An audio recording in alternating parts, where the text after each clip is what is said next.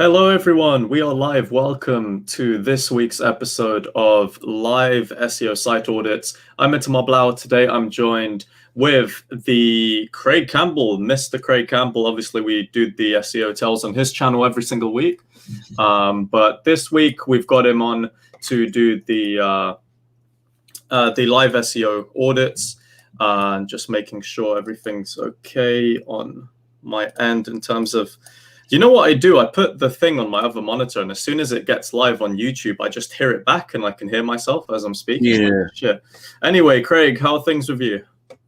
All good, mate. All good. My hair is grown back, as you can see. Can you see the stubble there? Yeah. But I'm keeping a cap on because my head's still scabby and a little bit swollen. But yeah, all good. Other than that, so if anyone wants to throw in any bald jokes or other jokes, then feel free to do so.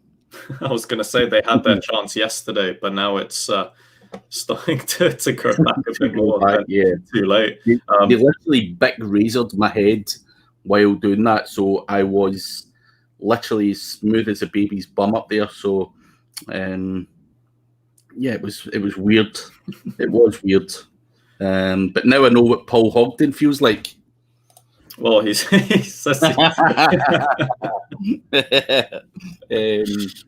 to test these things, Paul. You've got to test them.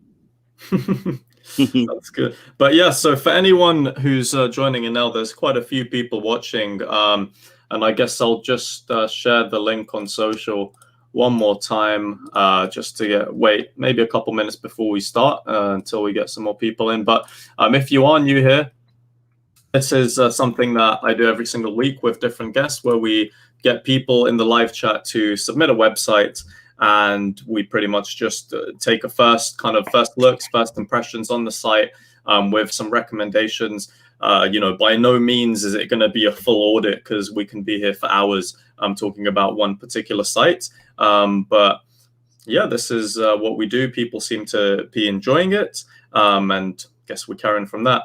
So Craig, can you help me help me stall whilst I just share on social media real quick one more time? Yeah. So yeah, give me a sec. Wait a minute. Who else have we got here? Andy Woolley as well. Andy Woolley, great to see you. Hey, Andy. Joy Banerjee, good to see you as well. Hey.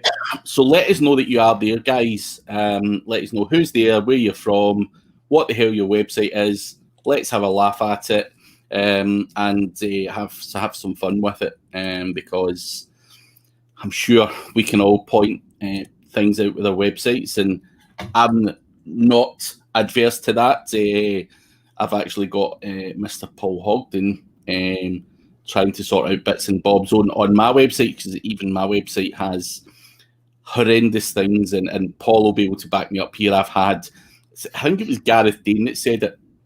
He said the buttons in your website look like something from the 70s. And I said to Paul, actually, Paul's like, so what don't you like about your website? And I'm like, that's kind of crappy. And but that was one of the first things I actually said to Paul, was someone slagged me off and said my buttons looked like there was something from the 70s. Please fix it. And which has been fixed now, and they do look 10 times better. So yeah, there's always things to be pointed out. Retro, Craig, retro. 70s. Honestly, the word your buttons are from the 70s actually stuck on me. It hurt so much that I had to get it fixed. So if someone said retro, I would take that as being quite cool, to be fair. But you would, wouldn't you? Retro. But would you have noticed that yourself? Would you have thought to yourself, oh, maybe the button does look quite bad, or was it literally only because Gareth mentioned it? To be honest, I knew they were fucking bad anyway. Like, I'm not a designer, and I'm the least creative kind of guy. Like, I'm very, I'm not a web designer. I'm not a creative guy. Like, if I'm drawn creatively, I'm drawing a stick man. Do you know what I mean? And I think it looks good. So let's not kid ourselves. I am not that guy who knows what an up-to-date modern button should look like. Obviously, I work on websites a lot and I see different buttons, but I knew mine were shitty, but I never really thought too much about it until someone said that. And yeah, and then that's when it just stuck in my head. And I think he said that about 6 months ago, but the guy that actually looks after my website, or did look after my website, now no longer looks after websites. His name was Costa. He used to be known as Costa PBN, and Portuguese guy. He's still in web design, but he used to look after my website and stuff. But he's gone on to bigger and better things, and he's doing gaming websites and crazy ass stuff. And he would probably help me, but I know he's that busy, and you're just like, I can't be bothered mithering him over buttons. So, but I think Paul is good at that stuff, and Paul's got a really nice. I think in one of the previous shows we actually had a look at Paul's website, and it's one of those ones where we're like, this one is really hard to actually slag off. I really want to slag it off, but I couldn't.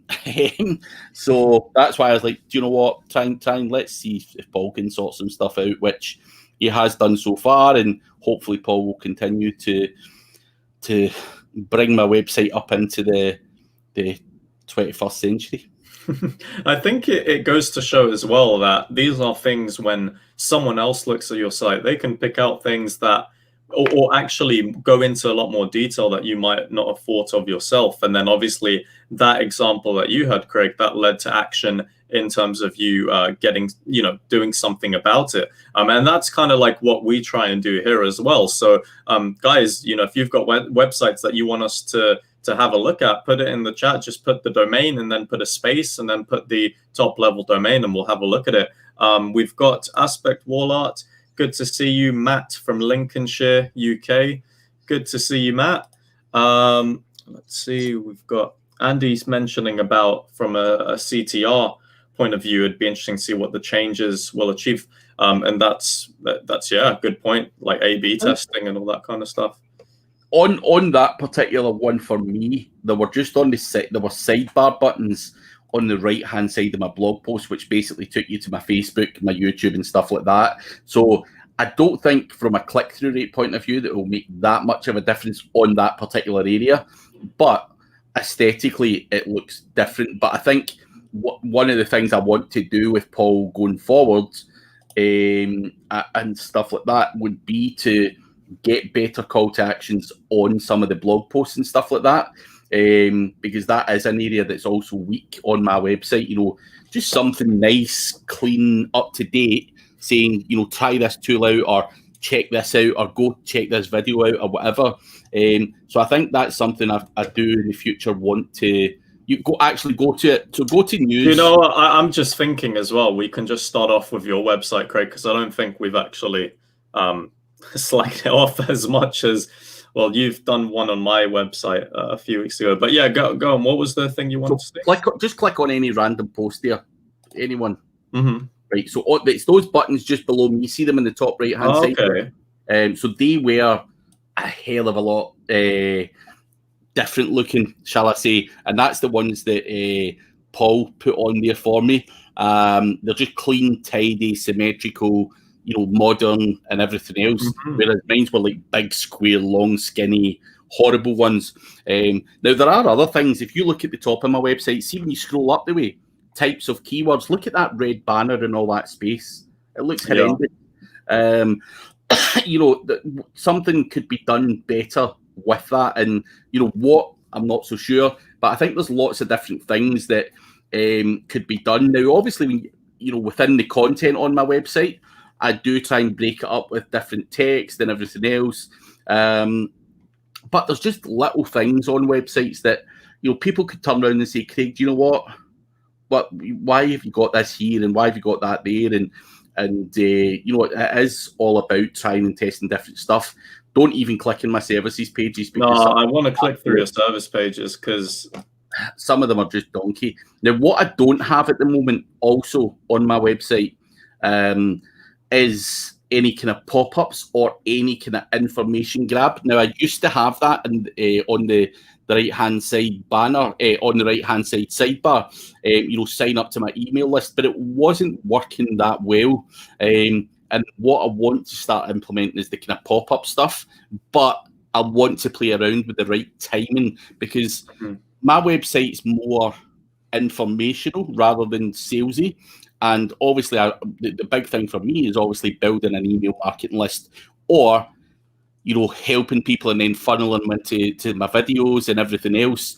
Look at that! Fucking hell, that's from the 70s. Have a look at this, Paul. So that's not one of Paul's buttons, by the way. Want to make that clear. That is I know that's not. So things like that, it's just stupid little things like that, and and I think the pop-up thing is something that's massively missing from my website. If you went to my SEO consultancy page, I've got a kind of calendar booking thing that doesn't work. Oh wait, let's have I need to give myself a flat for that. There's which one is that? The SEO that consultant page. So if you scroll down, that is horrendous.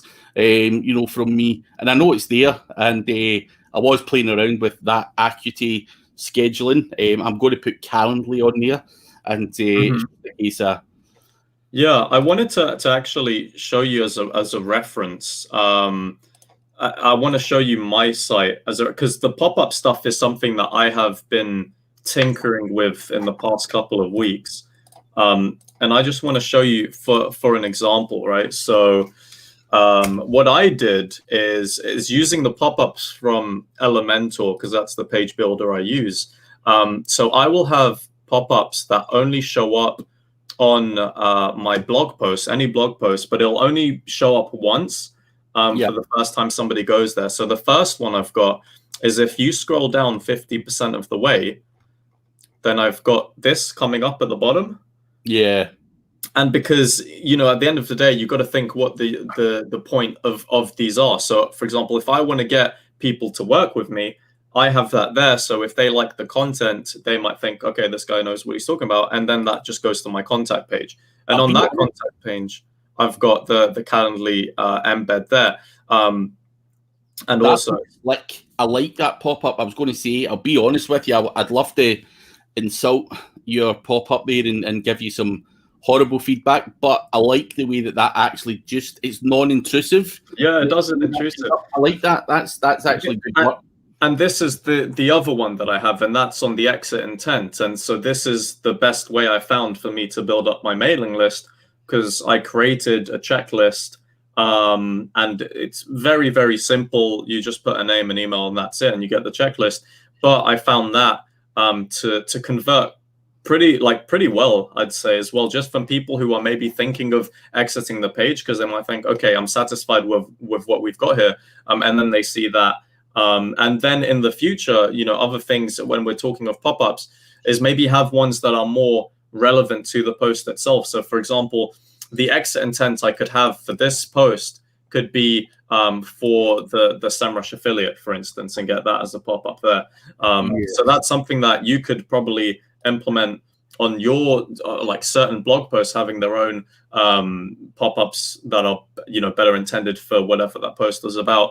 But I think pop-ups are when you think of people whose perceptions about pop-ups are like, oh, I hate pop-ups, every time I see a pop-up I'm angry and that kind of stuff. But that's not the case for all people. A lot of people will still convert, and they'll still give you their information, they'll still get you to what you want to do from pop-ups. If it's subtle, like you have done, then I think that is the key part of it. Because what I hate is when I land on a website and instantly you get that big pop-up, and you don't even know what's on the website. You're trying to find, to get rid of the pop-up, and you're just like, bloody hell, why are you doing this to me? And I think, things like you say, scroll 50% down, and then you get the pop-up, because clearly someone that scrolls 50% down on your SEO consult page or whatever it is interested, potentially interested in SEO consultancy. So why not pop up, schedule a call, And I think that's a nice touch. It's done with the right taste, and I think with anything, as long as it's done within moderation, and it's the right type of pop-up, because you see guys that just throw pop-ups on you, trying to grab emails all the time. Like you say, you can make sure that you've got a SEMrush pop-up, or a free 14-day trial for SEMrush. Put your details here, or whatever it's going to be. And, if it was the SEMrush one or whatever, something that offers value, not just give me your details and piss off. And that's what it smacks to me. And I hate pop-ups, and that's why at the moment I actually don't have pop-ups on my website, because I've never been a huge fan of pop-ups, but I think the subtle way, and I know I have to do them, but I hate them on a personal level. So I think I'm just going to play around softly with it. But you've got them coming in.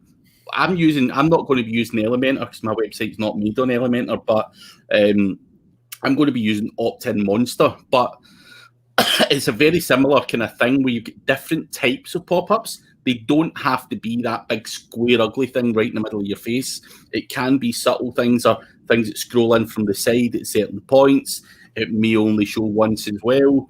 And the job is obviously getting that testing done and that balance right, where you're not irritating the life out of the customers. But the reason why I laugh when you said that is because I hate pop-ups with a passion myself.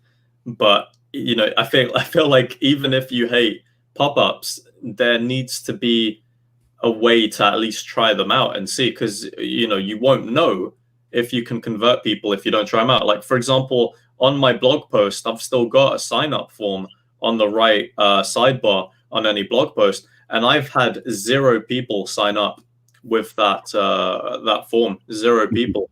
And I put up maybe a couple weeks ago for the checklist, for instance, and I've had several people who have signed up from that. So I might even remove the form that I've got on the right sidebar if it's not giving me that value. Then what's the point of it being there? I can swap it out with potentially something similar to what you've got on yours that Paul did with those buttons that go to the social pages.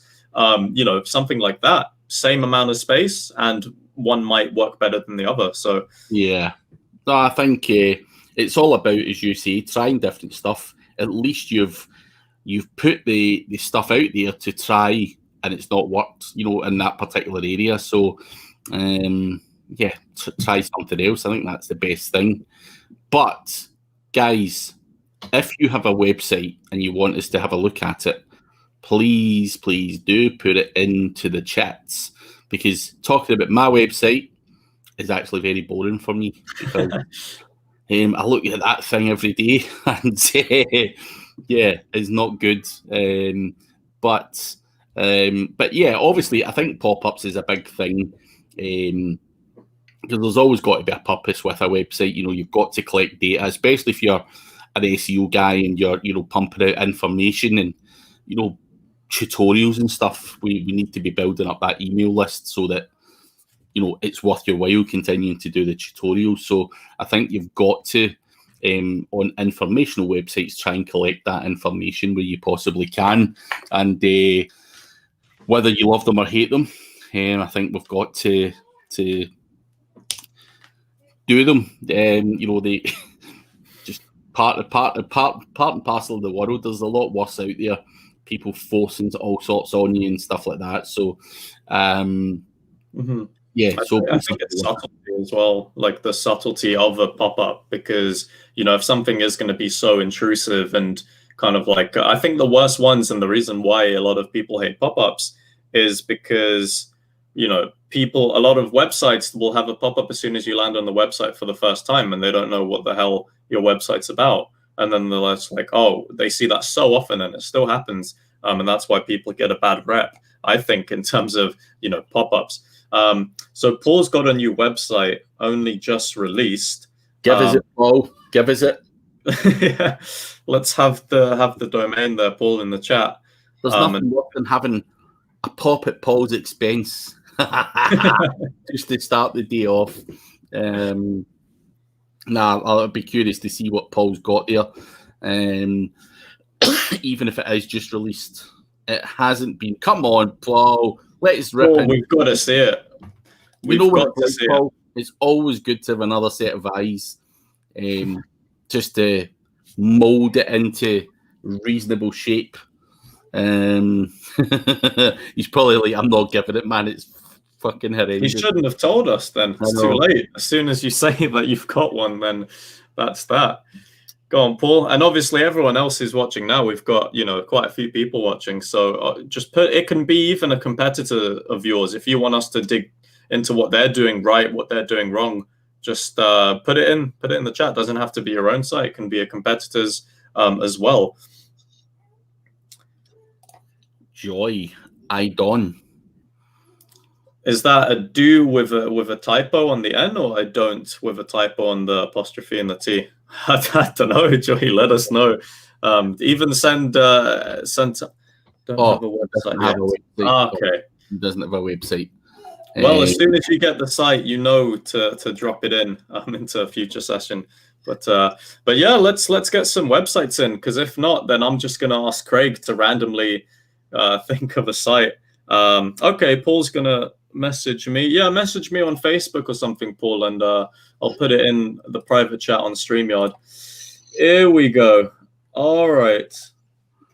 Right, are you ready for this, Craig? I want your first impressions on this site. I'm going to put it in private chat and share my screen. So, this is...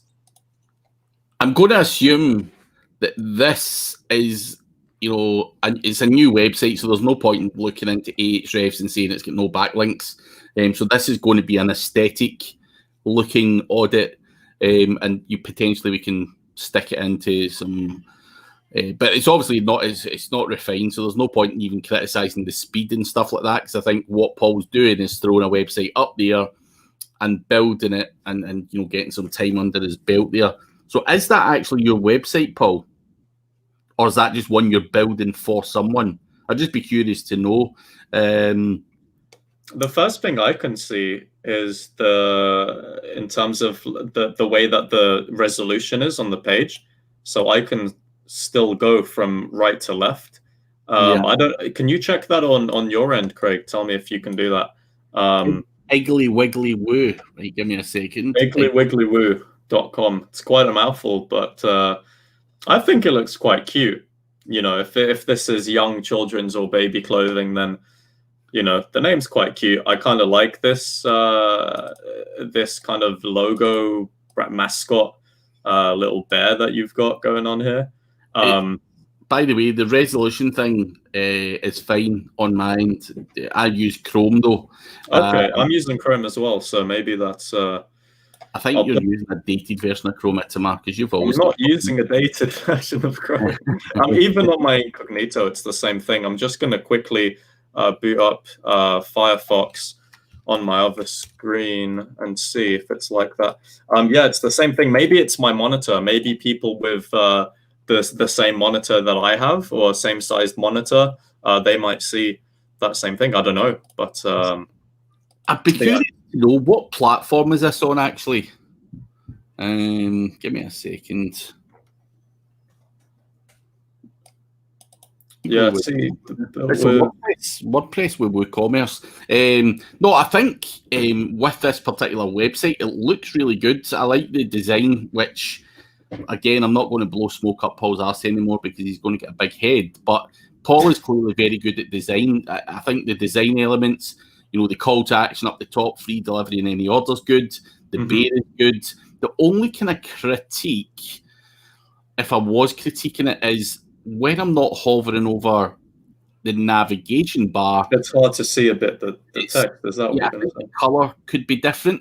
But other than that, when you're obviously scrolling down in the shop now, and your footer even looks clean and tidy. Again, potentially, what I don't like is the colour of text on the footer when it comes to the kind of navigational stuff. I think could be doing with being a little bit brighter. But obviously, in terms of looks aesthetically and the pictures and everything else, it's great. And I think, for me, I also love WooCommerce for a small e-commerce website, purely because you've got that ability from an SEO point of view to be able to do pretty much whatever you want. Also, you can work on the site speed and, optimize it for speed and all that kind of stuff. So overall, I think it's a great website, but the one thing that does stand out to me is that kind of navigational color thing. It's just a little bit sore in the eyes. But I'm sure, that's something that Paul probably already knows.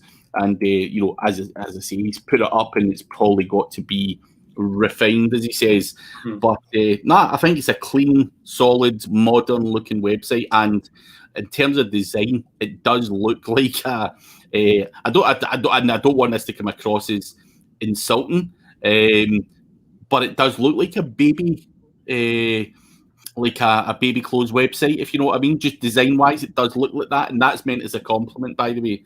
Yeah, exactly. So I think you've done a great job there, and so I think it's it's good as well just to see that there are products on there, so there are product pages to look at. And because historically, Craig, you always, in any kind of example, you always bring up pink dresses for some reason, so I thought we'd actually look at a pink dress product here. And I think in terms of product pages, you've got a little description, you've got the size options there, you've got the quantity. Maybe, I don't know, that's a bit of a hassle to press these up and down just because they're so close together. Maybe just a minor thing there. But, I think the site looks nice. And if we're going to be judging it and trying to critique it based on the look of the site, because we're not going into any on-page stuff, off-page stuff, we're just focusing solely on the kind of UX and the design perspective. The only thing to critique really is just the text. If you don't hover over it, it can be a bit harsh on the eyes. What might be good, Itamar, is if we look at this website, right, just for people watching, I would potentially have a few questions that I'd like to ask Paul. I don't even know if Paul can jump on if you give him the StreamYard link and we can ask him, because I'd like to know, purely because the point of me doing that is obviously there's lots of guys out there who start off with small e-commerce websites, and I would just like to know what his processes are and what his thoughts are and when he's going to be implementing certain things. So even if Paul wants to jump on, we can talk about that, because I think, starting out with a brand new e-commerce website is a daunting task. And obviously the web design's one thing, and obviously optimizing it for speed and everything else. But then we've got to look at the product variations. Do we, allow those URLs to be optimized? Of course, the product descriptions are very, very bland at the moment. What is he going to be doing about that in terms of optimizing that so that they're unique, and optimize so that we can go after some decent long tail keywords and not have the same product description that every other person selling that product actually has. So I think these are a lot of things that we can talk about on that particular website if Paul wants to jump on, because I think many of us out there potentially are thinking about, I'd love to have an e-commerce one. That's what you're thinking. That's the next step. Build a wee e-commerce website, get yourself some money doing your own thing. And I think that'll be the case for a lot of people, but it's not as easy as just shoving up the products and stuff like that. So that's why I think Paul jumping on and maybe talking a bit about what the plans are, because obviously the website's there. So what's next? What's high up in his priorities? That's what I'd like to hear about. And I know I've sent Paul the link as well. So I think he said, give me a sec whilst he sets that up. Yeah, it'll be interesting to know exactly what you said, Craig. What's the kind of next steps for this kind of site? He did mention using Oxygen. I've heard a lot about Oxygen for WordPress. I've heard it's quite good. Obviously, I use Elementor, but and that's something I'm used to. So I think, as somebody who's not really a web designer, it will be a bit of a hassle for me to want to try a different one out or switch and that, and the other. But I've heard lots of good things about Oxygen. And we've got a website suggestion as well from Matt, who says his competitor's site. So we can head over that next. And Paul's just come on backstage. So let's add him. And then Craig, you can ask the question. So Paul, hello. How's it going? Hey, how are we doing? Can you hear me? Yes, all good. How you've went from just chatting in there to getting flung on here, is now live by satellite. I think it will make for a good conversation because you put a website together there, and it looks great, and that's all good and well. I'm sure that's the first part nearly ticked off. I know you've probably got some refinements to do, but I'd love to hear what your plans are, because obviously you've got a set plan out and you've got your own processes. So as I said earlier, and I don't know if you heard it or you were running about trying to get your camera and stuff sorted, but that was exactly it. So when you've got, and the reason I want to ask that, I know the answer to this and I know what way I do it, but I think for people watching, people always want to launch an e-commerce website in their own business. And I think once you get the website right, you've got other things such as, like, we want to look at potentially, your product descriptions have probably been taken off the suppliers list and just copied and pasted on there for now, which is not SEO friendly.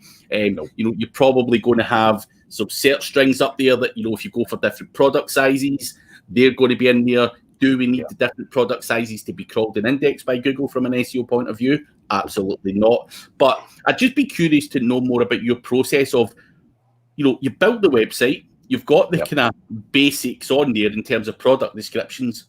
What's next? Because it's a job in progress. This is not a make a website and bugger off and hand it over.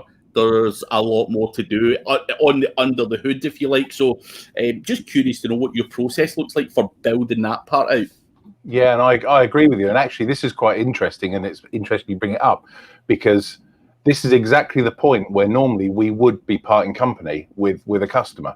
Mm-hmm. So we would normally go, right, okay, finished, off you go, and go and find, an Itamar or a Craig to take it from there. So for me, it's also quite an interesting learning curve. I think first of all, I'd like to try and get some domain reputation on the site in general, because it is literally a brand new domain. There's absolutely nothing. If you checked it out now, it's zeros all across on Ahrefs. So it's got nothing. So that would be one of the first things I'd be doing in the background. So I'd probably be doing, getting hold of, I'm trying to think of the name of the company. It's the guys that you recommended, Craig, the guys who do the citations. Yeah. So I'd stick 100 there, sort of middle of the road package, and get that going in the background, because I think that's a good thing to do. I think tidying up the descriptions is certainly going to be one of the key things to check out. You're absolutely right. A lot of them are copied across. I did have some help from one of my team to actually go through and make sure that, for example, there were some absolute howlers in there. There was a couple of dresses that said, if your child is chubby, make sure you get the next size up.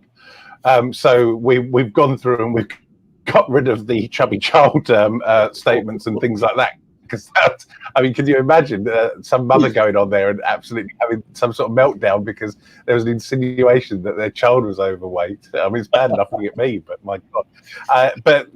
So we've kind of got rid of the obvious stuff, but some of those descriptions really need to be built out, because I think 2 sentences isn't really going to cut it. And I can't see, I know that Google probably doesn't expect, chapter and verse 200-word essays about every single product, but it doesn't like 5 words, its address in pink. So I think that will need to be gone through. There's about 260 lines on there, so that's going to take a while to do. And then going through and making sure that when we index stuff, that we're not having all of the variations, because that will just kill it completely and it will just look so stupid. When you check the site out on Google, they're kind of the orders that I would probably do it in. My main thing is really, the whole thing is, because I'm sort of doing it as a thing for my wife. It's something to try and get her to see how to produce revenue on it. So we're kind of also experimenting at the moment. We're just submitting it to Google Merchant account, to actually get it indexed on there, and then also potentially looking at running some ads, Facebook ads as well, although we had our first Facebook ad ban today, so that was quite exciting. Woke up this morning after getting a few orders every day to find that Facebook had banned us because of an inappropriate image, which is absolutely hilarious. It's an algorithm, but what it was is the advert was a child in a bunny suit, and when I say bunny suit, I mean like a baby grow, not anything sinister, with a cuddly bunny cuddling the child. And I think that the algorithm's gone through and said that's two people together, in a strange position. And I think that they've knocked it out. So I went and complained, and they said, yeah, you're absolutely right. There's nothing sinister about any of your adverts. You're going to have to appeal, and it's going to take 48 hours at least. So yeah, already fallen at the first at sort of 5 days in. So there's challenges even for. I said I just don't understand it, So it was quite interesting, but. Those are kind of the things to try and get some revenue, to try and make sure that these things that we've got on there are even a thing, that making sure that they're actually sort of going to be popular. And if they're not, get rid of them. I think the key thing is to check the validity of the products first and foremost. Yeah. Because otherwise it's a waste of time. I think for me, that what you're doing, it seems to be a sensible strategy. But what is also quite funny to hear about is there's always teething problems somehow, no matter what niche you go into. Even something as clean as that, baby clothing, baby outfits. How can you get your ads bloody shoved off at that hurdle? That is absolute madness. It was totally crazy, guys. It really was. I was so excited because we were getting 3-4 orders a day. We weren't putting a great deal of money down, and it was like, okay, so we can build on this. Because as we all know, with SEO, it's a slow build, isn't it? It's not going to suddenly turn up at the top of page one anytime soon. It's going to take a lot of work. And I've kind of been briefing, my wife on the things that she's going to need to be doing to kind of make it work. Yeah.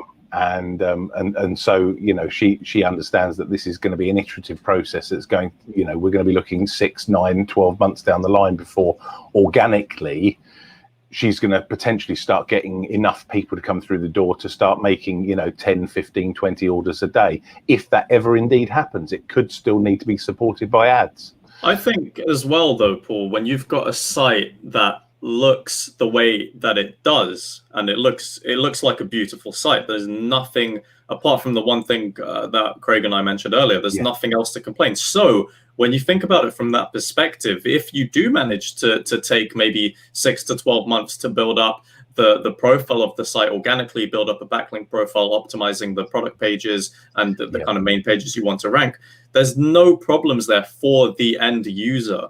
So for the prospective customers, because loads of sites, the problems that they have, especially if they rank highly enough, they've got some design issues, they've got some UX problems, and that can lead to a loss in sales and people bouncing off the site. So, as long as when you get the fundamentals right of any kind of website that will attract people, especially if it's e-commerce, especially if you want them to part ways with their money to you, then that's obviously something really important that you've got going on. So I think, there it's just a work in progress, just got to build on it. And it was great for you, Paul, to come on quickly and answer these questions, because it's interesting to see, what the next steps are with that kind of stuff is. But and any feedback on, suggestions as to, which way round to do it, because as I say, normally at this point we're saying cheerio to our customers, and moving on to just supporting and kind of, maintaining sites. So if you have, suggestions as to anything that you can think of, I'm definitely all ears, because it would be good to hear seasoned professionals' opinions as to what we should be doing next. Yeah, Paul, we can definitely have a chat after this if you want to talk about that. But I'm going to have to kick you off now, though. Kick me off. It felt kind of good. Goodbye, just get off. I can see him backstage. I'm just going to wave at him. He's laughing. It's fine. We'll keep him off. Just because I'm wary that we've only got 20 minutes left. So let's check up Craig, I put this in the private chat for a competitor of Matt's, which is iconwallstickers.co.uk. And he does have a question here as well. So whilst we get that up, says, do have a question if possible. My cookie banner has eliminated organic traffic in GA and they show as direct traffic. Will this affect Google rankings? Does Google take this into account? Cookie banners. I don't think from Google's perspective, it shouldn't do too much. I mean, when you think about GA and what, Google Analytics is there just to show you, where traffic is coming from. So it shouldn't really have a direct impact on your rankings per se. Craig, what do you think? Nah, I mean, I think when it comes to Google Analytics, if you just have a basic setup, for example, like even my website, all of my blog posts that are done, just because I've got some basic analytical settings, all of my blog, so anyone who Googles one of my blog posts, like, whatever it might be, scrapebox tutorial or whatever it is, and lands in my website, that comes under direct traffic because they went in via a blog post page. Now, that is not ideal in if it was a client or whatever, because they're going, well, what's direct traffic? That's not organic. What the hell am I paying you for and stuff like that? But I think it's up to you to understand what that data is, because there's always these kind of weaknesses or flaws within Google Analytics, one way or another. Even I was talking to a guy today who wants to add tracking to his website, which is built in React. And we all know that, when you set that stuff up, the kind of tracking and everything else is not going to be 100% because Google doesn't work well with React and whatever. And the kind of tracking and everything else is a bit skewed. And I think sometimes you've just got to embrace, rather than, I wouldn't spend too much time worrying about it, because I'd be like, do you know what? I understand that that's shown as direct traffic, and that's it, and I can deal with that. And as far as I'm concerned, Google should understand, that you're getting traffic full stop. Doesn't matter if it's direct or organic. Now, I've never done a single variable test on, does that actually move the needle or anything like that? But it would be absurd to think that, because the stuff showing up as direct on analytics, that Google are, that's having an impact. So I think it would be absolutely insane. I think as long as you're getting traffic and, that traffic's sticking and you've got your click-through rate and your engagement and everything else, and you get mixed traffic sources, then I think you're going to be on the way to good ranking. So for me, that's one of those small little things where people could become obsessed about that and spend a lot of time trying to rectify that problem. And do they need to? Probably not, so that's just my personal opinion on it. I could be wildly wrong. Someone might come on and say, nah, that's bullshit. Now, I do know on the flip side of this argument that a lot of people, in their analytics and whatnot, optimize and track conversions. And sometimes what is a conversion? It could be someone just reading a post or clicking on a button in order to show Google that website's converting like hell.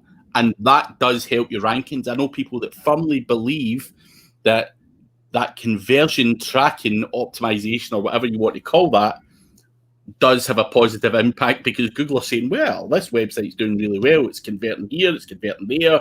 They're tracking this, they're tracking that. So does Google take into account stuff from analytics? The argument could be yes. But I think with the direct traffic and organic traffic, I think we've just got to assume that Google are clever enough to figure that one out themselves. Yeah, you've got to hope so, I guess, because otherwise people will just go on their Google Analytics. They're going to start, or with Tag Manager, they'll start adding a conversion every time somebody visits a web page. And then all of a sudden you get 1,000 visits a month. You've got 1,000 conversions there. So, that it's an interesting argument. It'd be interesting to test that out.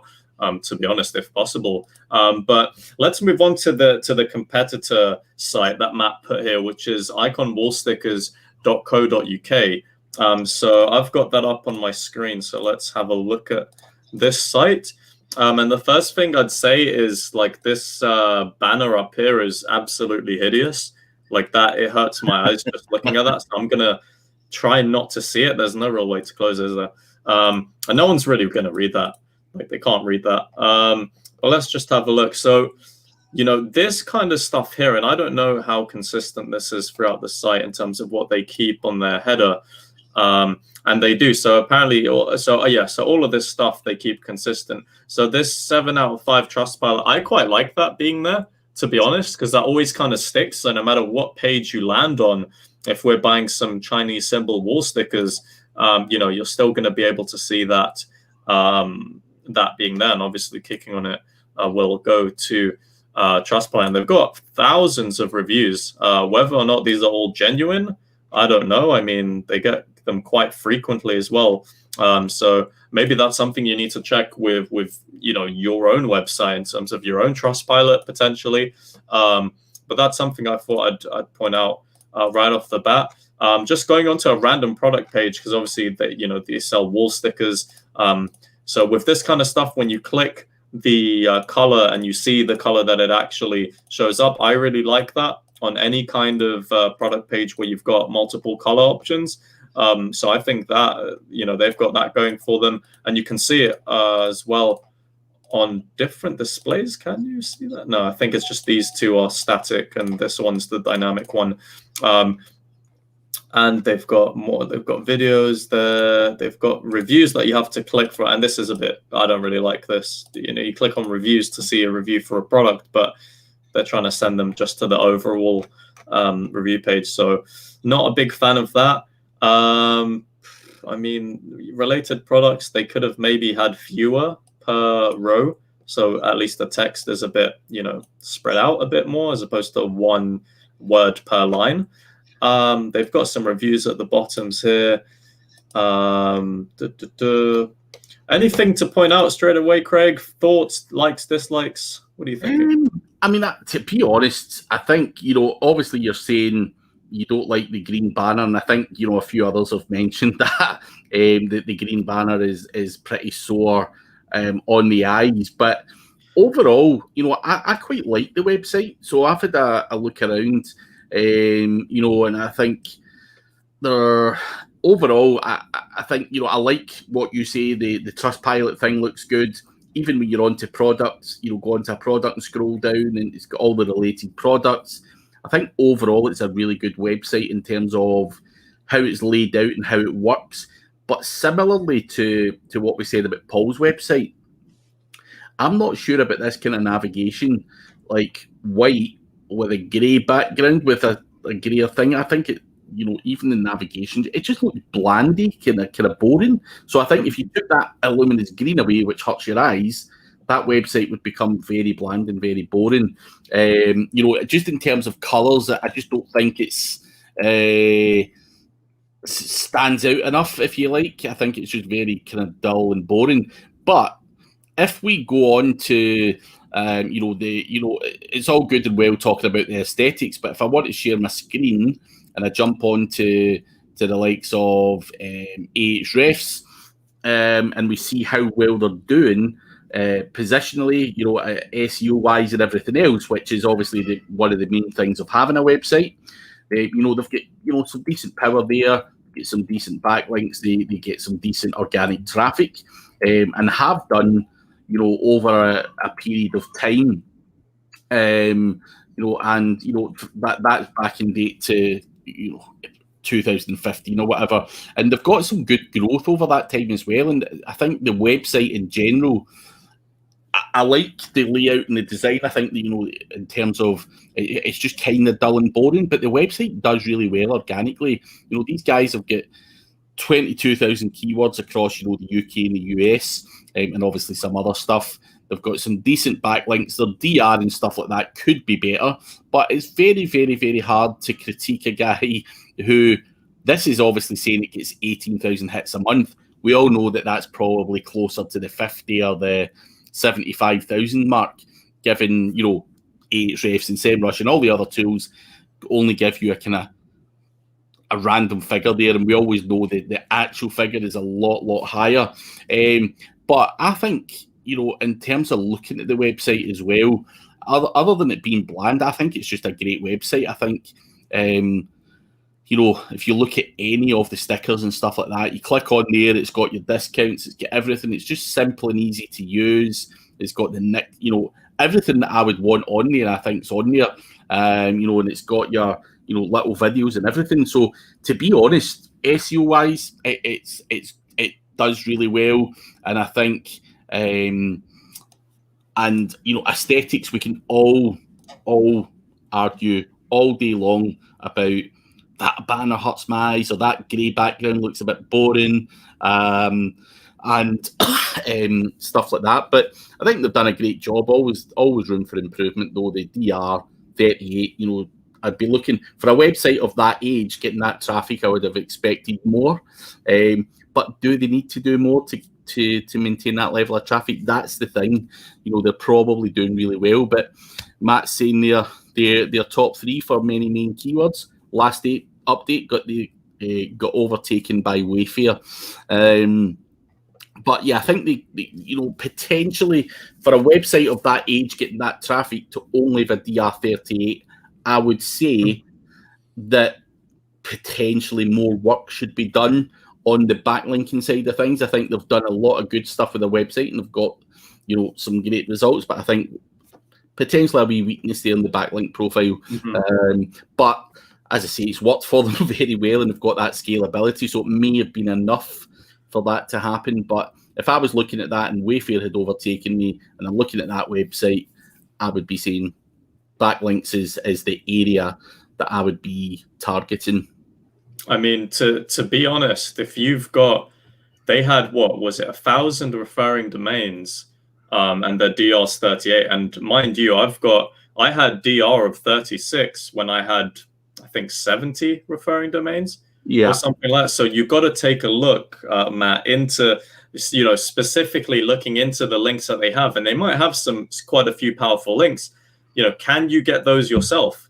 Because I'd argue that a lot of the links that they do have just aren't good enough. So if they are getting overtaken, I would say, like Craig mentioned, I would argue that it's a link building kind of priority for them to be able to continuously build on the site in terms of ranking. But, you know, it's just something you need to do. You need to, you know, when you've got a competitor site, it's always taking a look at what they have that's strong and then implementing that on your own site. And obviously, Paul was making a lot of comments as well about the banner and the reviews that they have might be imported from the supplier, and the typeface being all over the place. So that's stuff that you can even just check on your site to see, you know, is this consistent? Is my site better? And stuff like that. And you're saying, how do I compete with that amount of? Do you know? I think I would, you know, don't focus too much about the number. And I think that's the mistake some people make, is they'll see 1,000 referring domains and they'll be like, no, there's no point of even trying this. There's no way I'm going to be able to get 1,000 different domains to link to me. And the point is that you're not going to need 1,000 domains to link to you. You might only need to get maybe 4 or 5. Like the best links that they might have is something that you can potentially see how they acquired that. And there are obviously many, many different ways that you can be able to either get the same link or potentially, you know, do some outreach or be able to find better websites, you know, more relevant websites with more authority, that you can get links from. So, you know, when you say, like, the way you pose the question, I just laugh because, you know, you don't need to be competing with 1,000 domains to get links. You only need maybe a handful. Craig, what do you think? Yeah, I think, you know, it's a common thing where people say, fuck, look at that guy, he's got X amount of thousand backlinks. You know, as Paul has said there, you know, Paul's saying, I bet it boils down to about 20 quality backlinks. Now, if I go out, right, and I go and build 10 super powerful, you know, backlinks and, you know, whatever, that needle is going to move significantly. Now, I've had a look at your competitors' backlinks. And yes, of course, they've got one from The Guardian and they've got a few others there. But they have a whole lot of dog crap on here as well. Stuff that will just simply not move the needle, not at all. So, what you need to look at is what is Google actually, or what you need to get your head around is, what is Google actually ranking these guys? Is it the 1,000 crappy backlinks, or is it that, the handful of 20, 30, 50, whatever it is, and that's what you want to do. Now, that's not something you have to just go out and buy tomorrow.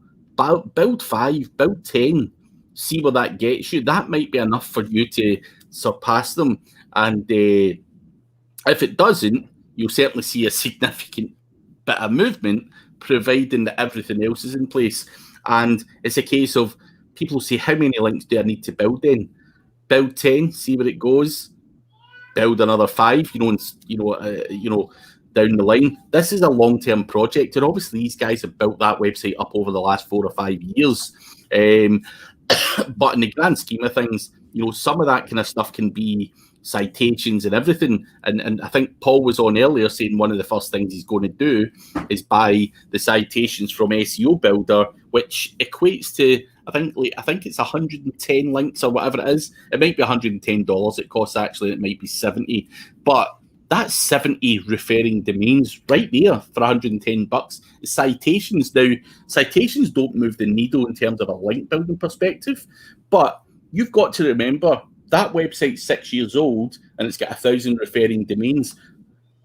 80% of them could be crappy citations, for all we know. I've not done that research, but the small percentage, that actually Google is weighing their decision on, the rankings on, will be those high-powered ones that are, those ones that cost more money or are harder to get. And that's something that is great about these tools, is just go in, cherry-pick the good stuff, add them to your mix, and ignore all the garbage that they're doing.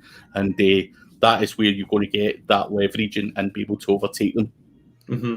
And that's exactly something that you can do with any of your competitors that outrank you. You can mix and match and, cherry pick and find all of the potentially good links that are threading the needle and get them for yourself and potentially build ones that they don't have as well, because that's obviously used as a form of differentiation, right? So, get the links that are easier to get, that are powerful right off the bat, but then you've got to be a bit more creative sometimes. How can you get links that are more valuable? Don't focus about the volume of links. It's more about the quality of individual links as opposed to just the quantity that's on their backlink profile. And we've got Blogging Capital. Good to see you. Should we use Google Stacks? I don't use Google Stacks, Craig. What do you think? Yes, why not? And I think using Google Stacks, obviously many people, and I'm going to that name rings a bell. So I think Blogging Capital might come on to the show I do with Chris Palmer and stuff like that. It's been proven time and time again that people are using Google Stacks and seeing positive results from it. It's how you use them. Would you use a Google Stack powering up a guest post, or do you just do a Google Stack to your website or whatever? Using Google's own things, as far as I'm concerned, is going to allow you, Google want us to be using Google, right? And they want us to be using any of their additional things. And would they penalise us for that? Absolutely not. Would they give us credit for it? 100%. And, that's the way I look at it. Google want us, they don't want us to be using, something else. They want us to be using their stuff so that they can, it's just an ego thing in it, right? So if Itamar, for example, was Mr. Google and people are using all of Itamar's stuff, of course he's going to be loving the people that are using all of his stuff. And people that are using someone else's stuff, then they'll just get kiboshed and sent to the side. So that's how I see it anyway. And I do use Google Stacks. I don't know if it was Paul Hogden actually that introduced me to Staxio. I have tried it now, Paul. If it was you, there's someone somewhere told me about Staxio, and I'm pretty sure it was Paul. And you get Staxio and stuff to do that for you, to build Google Stacks and stuff like that as well. So yeah, why the hell wouldn't you? I think try it out, see if it works for you. I'm seeing good results and have done over the years. So yeah, why not? Yeah, I think it comes down to variety as well. So, you know, you don't want to put all your eggs in one basket, per se, when it comes to link building, I suppose. So, I mean, yeah, try it out. I might try it out in the near future, see if that does anything for me. Paul said it was I. So yeah, it was Paul. Thanks, Matt, as well for the website suggestion. And yeah, continue to work on the quality of the links as opposed to the quantity. But I don't think we had any more sites suggested, and it is 6 o'clock. So I think we can wrap it up. So thanks everyone for watching this week's episode of Live SEO Site Audits. Thanks for Craig, who's, you know, we do videos on YouTube quite a lot. But it's nice for him to be on this this live weekly show. And yeah, we did try to do it at 5 p.m. this week as opposed to the 1:30 p.m. before. So hopefully that's better for a lot of people. So Craig, great to have you on again. I'll catch up with you soon. For those watching, stay tuned next week. I think we've got Rick Rodriguez on the show as well. So stay tuned for next Thursday at 5 p.m. UK time. Thanks a lot, Paul, and everyone else who is watching. We will catch you in the next video. Cheers, guys.